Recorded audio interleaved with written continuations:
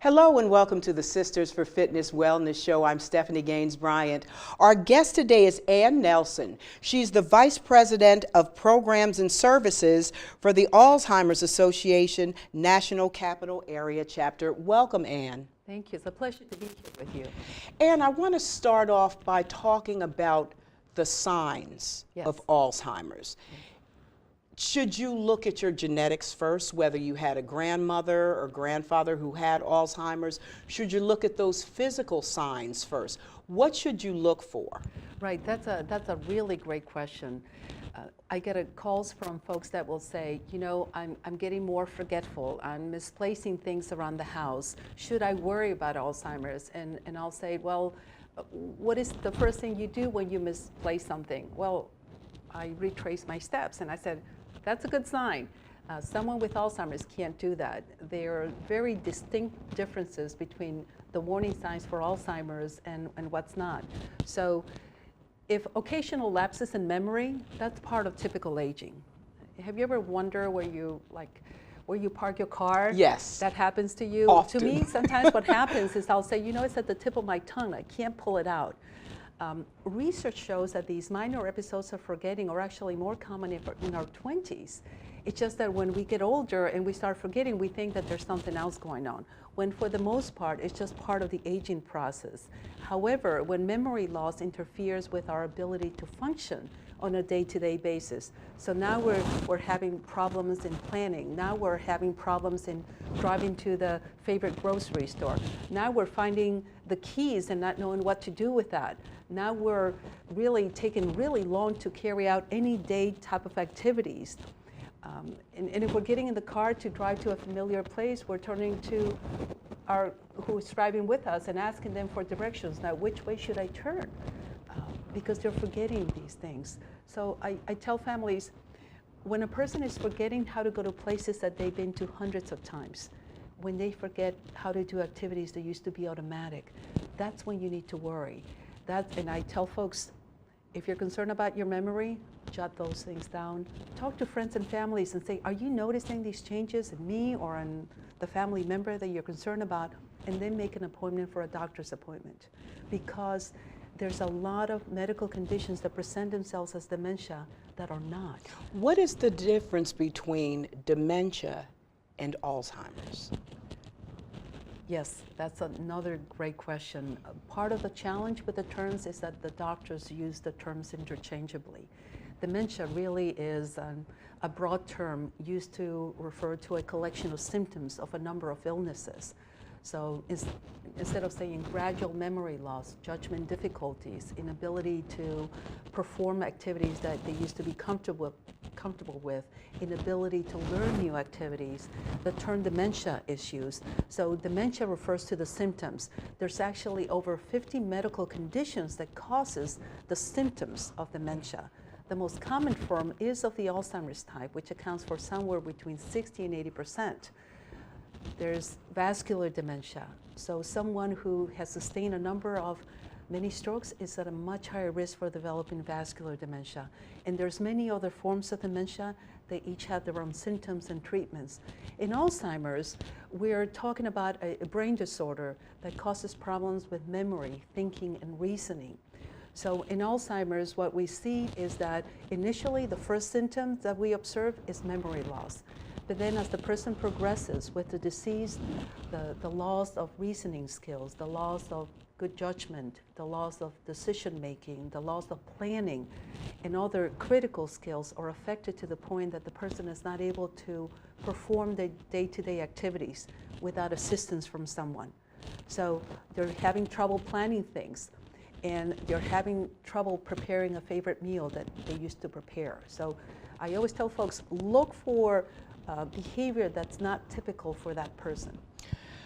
One thing that I discovered in doing my homework for this show is that African Americans suffer at a pretty high rate when it comes to Alzheimer's. Can we talk a little bit about that? Yes, according to the Alzheimer's Association's Facts and Figures report, African Americans are about twice as likely to have Alzheimer's and other dementias as older whites.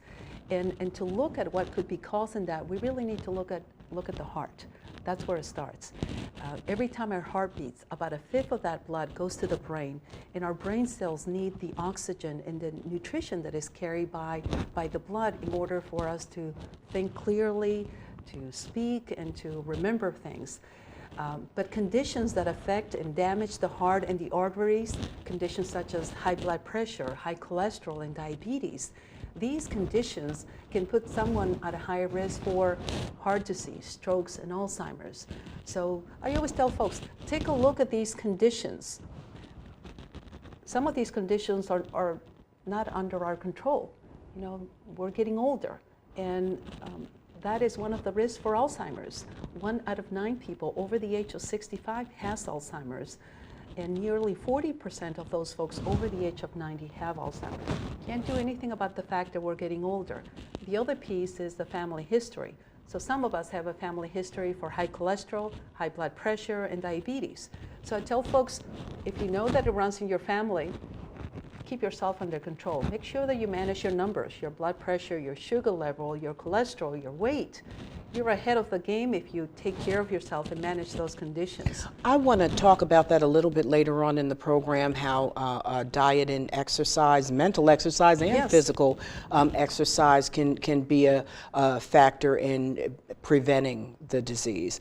I also, but right now I want to talk about, if you were diagnosed with Alzheimer's 20 years ago, it's a little different from being diagnosed today. The medicines have improved. Yes, well, we have medications in the market. You may have seen commercials on television like Aricept, Exelon. There's an Exelon patch for folks that Yes. are not comfortable in taking the pill. And then there's Namenda, and Namenda is prescribed to help with cognitive problems such as memory loss and confusion and thinking skills. Unfortunately, these medications only help for a period of time. There's a lot of different lines of thoughts as to how long they're effective for. Some say less than a year. So it slows the progress of the disease, but it doesn't slow it for very long. Right, and it does not stop the progression. So it does not address the underlying biology of the disease. It just takes care of the symptoms that we observe, but the person continues to deteriorate. Something else to keep in mind is that, and I don't know if you have seen these commercials for these herbal medicines, Yes. Vitamins, medical foods. I caution folks, the studies that they quote when they have these commercials, you need to pay close attention to that. And I invite folks to visit us at alz.org to learn more about the medications. And I always tell folks, make sure that you check things out with your doctor first. We're living in the sandwich generation, where you have a lot of people who are taking care of their children and taking care of their parents Yes. at the same time. It's stressful enough taking care of your children, but when you put the other piece of bread on top with it's a very stressful situation that many people are experiencing right now. Absolutely. About a third of family caregivers, or that sandwich generation, there might be a young mom taking care of their children, taking care of a parent or a grandparent. And absolutely, we tell families, because Alzheimer's is slow and progressive, take advantage of the early stages and plan. The more that families learn about the disease, the better equipped they'll be to address the challenges that will come up. How do you help families in making certain there are certain decisions, family decisions, that have to be made? Do you put your spouse in a assisted living Right. facility? Do you move that parent into your own home? Do you allow that parent to live in his or her own home, but with the care of a nurse? There are a lot of decisions to be made. How does the Alzheimer's Association, what information do you give to make that decision a little bit easier? Yes, that's another good question. You'd be surprised how many calls we get from folks that will say, you know, my doctor diagnosed my spouse with Alzheimer's, but they didn't give me any resources. I didn't know where to turn, so I went online and I Google Alzheimer's and your association came up, and how can you help us? So usually what we do is we talk to them over the phone, and if it's very clear that they need additional support, we ask them to come into our office. We have a regional office in Lanham, Maryland, and our program manager there is a licensed social worker. We have a social worker at our main office in Virginia, and there's a number of us that can meet with families as well. And the first thing we do is we ask families to bring everyone else that is involved that is part of that care team. So we bring the family together and we talk about a plan of action as to what are the actions that they need to take now and then later on. So for example, if a loved one is diagnosed and they're in the early stages, the first things that families need to address is the legal matters, is the financial matters. You know, take a look at the insurance. What does it cover? Is it long-term health insurance? Is there disability insurance? Legal piece needs to be addressed right away as well, especially if the person is in the early stages, because if you don't take care of the legal documents and put them in place, and you wait until a person moves into the middle stage where they're not able to make decisions for themselves, then you might have to petition for additional support in order to be able to help them. What's the span between the time that a person is diagnosed till them passing from the disease? And that's one of the things with Alzheimer's. It might be a long illness. Absolutely. The average experience with this disease for individuals is 4 to 8. Although there are people that live up to 20, you might recall President Reagan lived with the disease for over 20 years. Yes. But of course, I remember way back when he published his letter to the American public announcing his diagnosis. By then, of course, a lot of people knew that he had been living with Alzheimer's. So people can live anywhere between 4 to 8 to 20 years. And that's why it's so important for families to realize that they have to search out for help. You can't do a job that's 24/7, 365 days a year for 20 years. And in terms of planning for the care, Alzheimer's can also be a very expensive disease. So the sooner that people plan and set their legal and financial matters in order, the better they're going to be as well. And that would also help reduce the caregiver stress level as well. You mentioned President Reagan. President Reagan shed a light on this disease that hadn't been shed before. Can you talk a little bit about that? Absolutely. Alzheimer's is a disease that was diagnosed in 1907 by Dr. Alzheimer's, and back then it was believed that it was a very rare disease.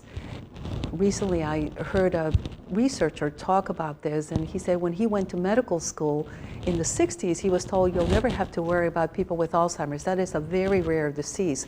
Of course, now we know it's 5.4 million Americans living with the disease, and the numbers are expected to triple in the coming years.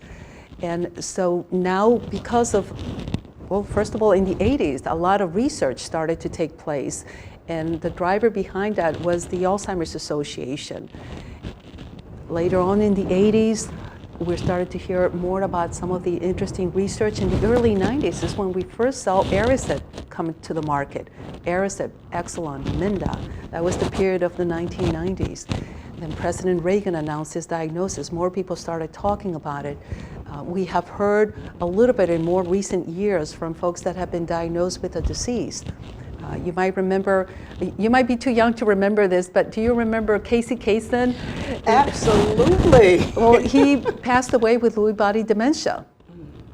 And Robin Williams was also found to have lived with Lewy body dementia. He had, in Lewy body dementia is very similar, actually very different in some respects than Alzheimer's. In Alzheimer's, the first symptoms that is observed is memory loss, and it's gradual. In Lewy body, the first symptoms that we observe is Parkinson-like symptoms and the visual hallucinations. And there was a lot of stuff in the news before Robin Williams passed away. They say, his unsteady gait, what is he taking? What's happening with him? And it really was the Lewy body dementia taking its toll. Let's talk about how things like diet can help with Alzheimer's. Right. So, and just about with everything, but with this particular disease, right. How does it help to make sure that you are eating properly? Right. We talked earlier about the factors that we can't control. We can't control the fact that we're getting older. We can't control our genetics. But the factors that we can control is paying a close attention to what we eat. I always tell folks, try to eat as close to nature as you can. Don't buy processed meats, already cooked foods. Try to eat from scratch, cook from scratch as much as you can.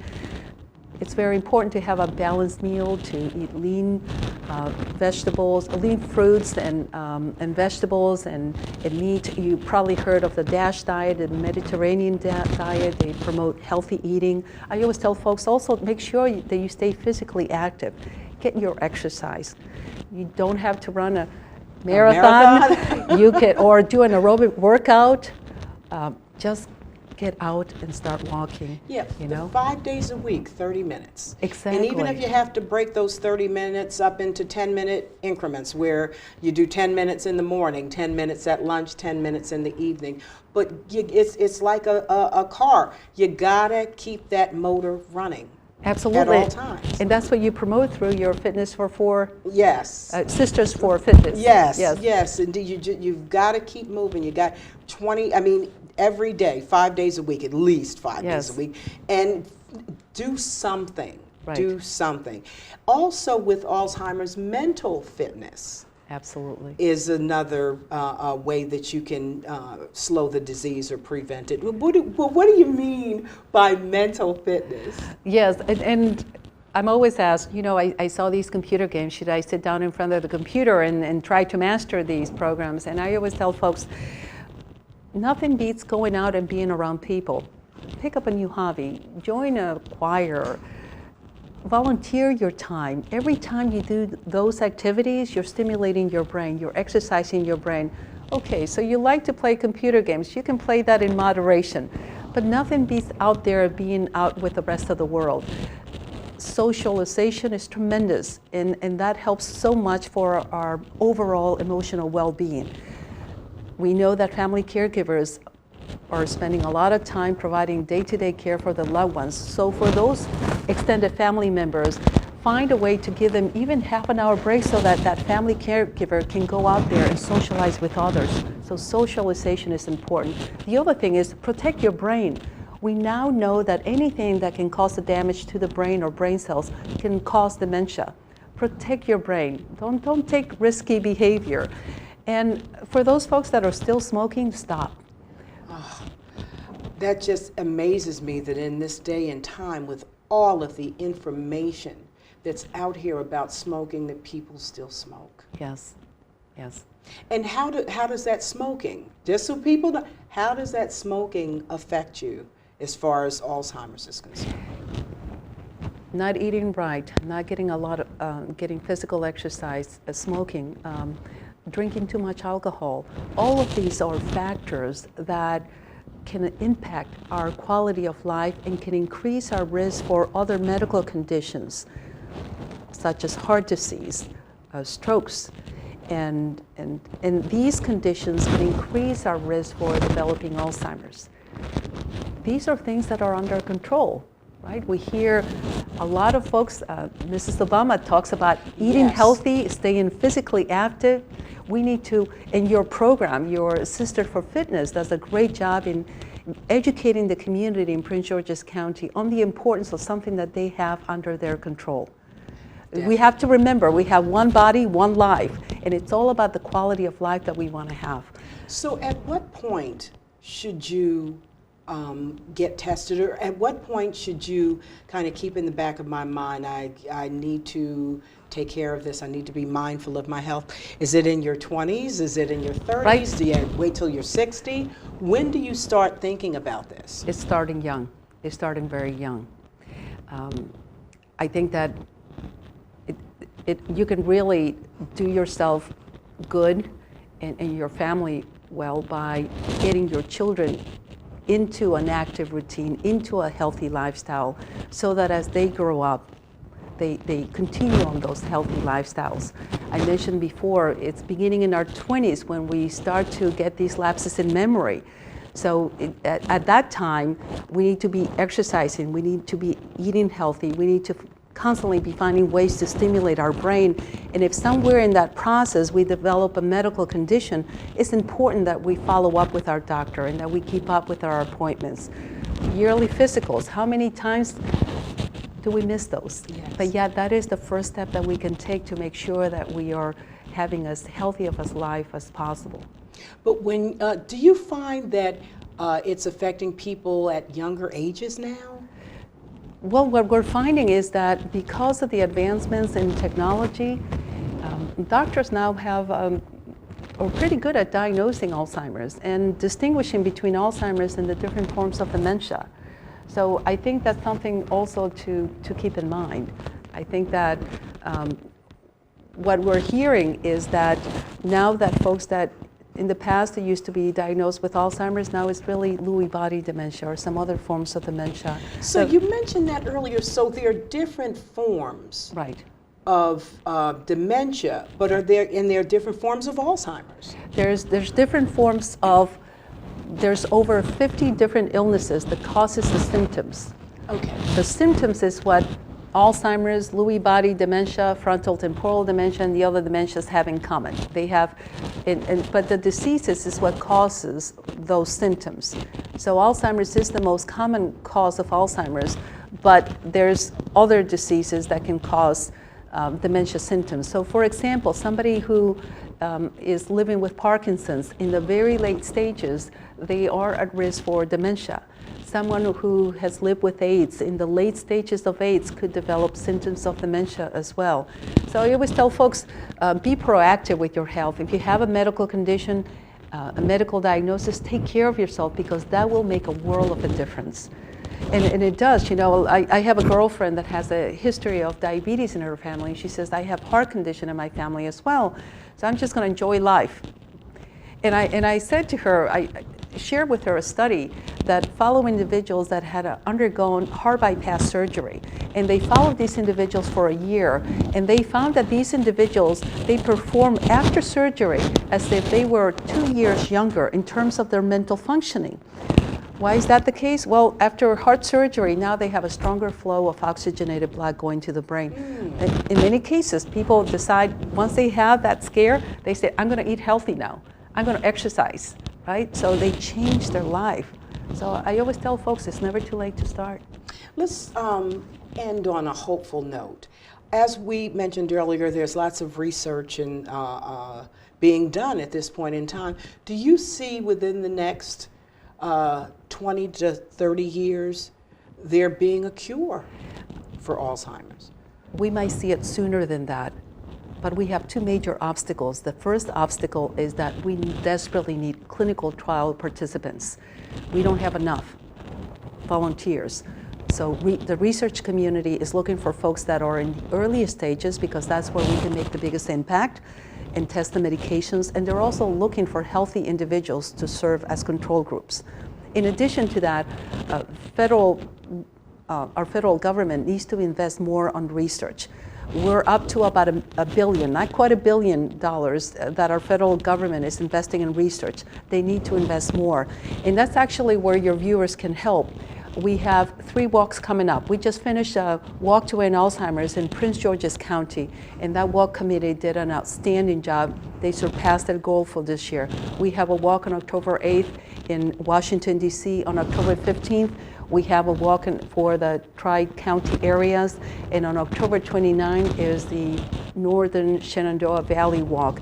And the funds that we raised, we're hoping to raise $1.6 million for Alzheimer's research and to support the much-needed programs here locally. So there are 2 key points that your organization works on. One is with the research, and the other is for people who are living with for care. Yes, yes.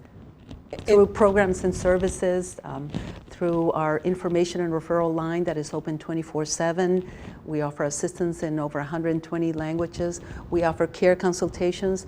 Our educational trainings for families and for professional caregivers are very interactive, where we teach them skills on how to help improve the quality of their life for their loved ones, and how to take care of themselves as well. And that's so important, the quality of life. Maybe you're not the way you used to be, but if you can make those last days, those last years, as happy, as content, as peaceful as possible, that is so absolutely important. Yes. Thank you for this opportunity. And at the end of the program, in the credits, we will put all of the web information so people know how to contact you, whether they're interested in getting information about what services you offer, or if you want to come up with you can come up with a team. Right, exactly. Thank you, thank you. Well, I have a good friend who is very active in your organization, and she's always trying to get together that team for the walk. That's and it's become a staple of your organization, yes. It appears. Yes, yes.